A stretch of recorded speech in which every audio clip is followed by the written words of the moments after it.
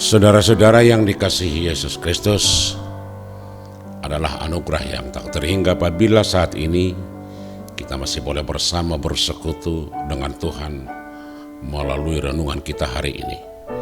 Dan biarlah kasih karunia dan damai sejahtera dari Allah Bapa kita dan dari Yesus Kristus Tuhan kita kiranya menyertai saudara-saudara sekalian. Amin. Saudara-saudara, pemilihan bangsa Israel menjadi umat pilihan merupakan bagian dari rangkaian keselamatan bagi umat manusia. Setelah manusia pertama jatuh ke dalam dosa, manusia selanjutnya kehilangan kendali dan tidak tahu arah yang benar karena dosa yang telah berkuasa, kehendak diri yang merajalela.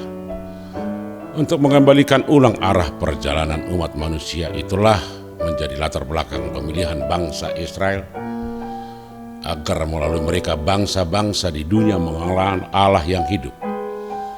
Israel mau menjadi contoh, prototipe bagaimana mengenal Tuhan yang benar.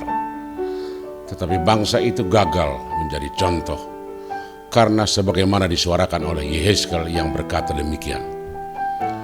Tetapi jikalau orang fasik bertobat dari segala dosa yang dilakukannya dan berpegang pada segala ketetapanku serta melakukan keadilan dan kebenaran, ia pasti hidup, ia tidak akan mati. Saudara-saudara, inilah sejarah perbuatan Tuhan yang maha besar, di mana Tuhan tidak membiarkan manusia hancur dan berakhir dalam keberdosaannya. Tuhan selalu berbuat baik. Rancangan Tuhan selalu rancangan yang baik.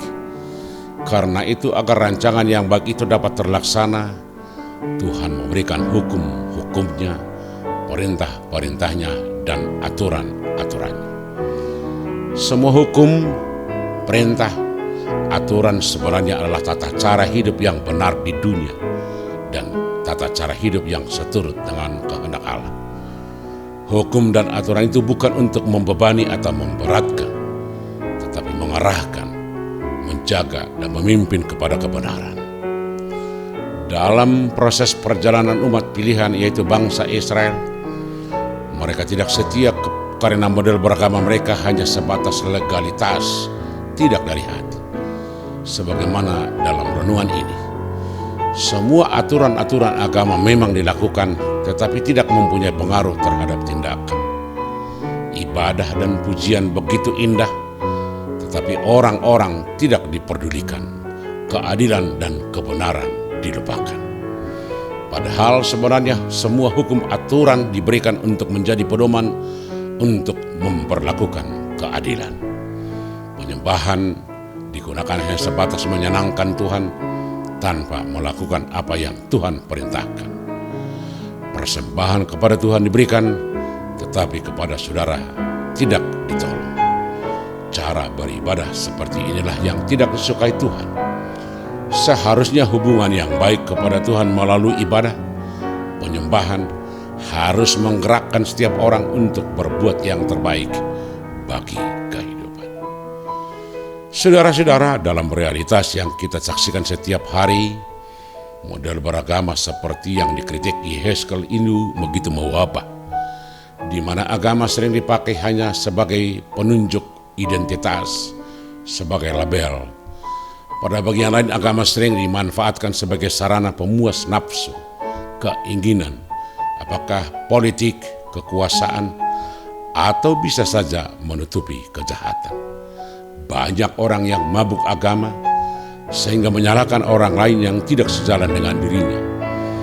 Agama dipakai untuk menghitung kesalahan orang lain karena dirinya merasa lebih agamis, lebih suci, lebih merasa memahami. Model-model beragama seperti ini bagi Tuhan adalah kejijikan dan bahkan kejahatan dan kefasikan. Karena yang paling pokok dalam menjalankan agama atau peribadatan adalah bagaimana hubungan kepada Tuhan diperlihatkan dalam hubungan kepada sesama manusia. Kalau kita mengasihi Tuhan, itu harus diwujudkan dengan mengasihi sesama. Kalau kita taat dan patuh pada Tuhan, pada saat yang sama kita harus juga taat dan setia kepada Tuhan. Saudara-saudara, saat ini kita akan dibangunkan kembali tentang bagaimana kita melakukan iman dan percaya kepada Tuhan dalam hidup sehari-hari. Firman Tuhan sudah ada di tengah-tengah kita melalui Yesus yang adalah Immanuel. Ini menginspirasi setiap orang bagaimana hidup menjadi berarti. Melalui Yesus kita diangkat dan dijadikan menjadi anak-anak Allah. Tetapi bagaimana kita memperlihatkan bahwa kita adalah anak-anak Allah? Kalau kita merasa anak-anak Allah, sejatinya kita harus menampilkan sifat-sifat universal Allah, yaitu penuh cinta kasih, penuh pengampunan, pendamai, kasih mesra. Inilah ciri-ciri orang percaya dan yang hidup dalam Yesus. Semoga kita diberkati. Amin.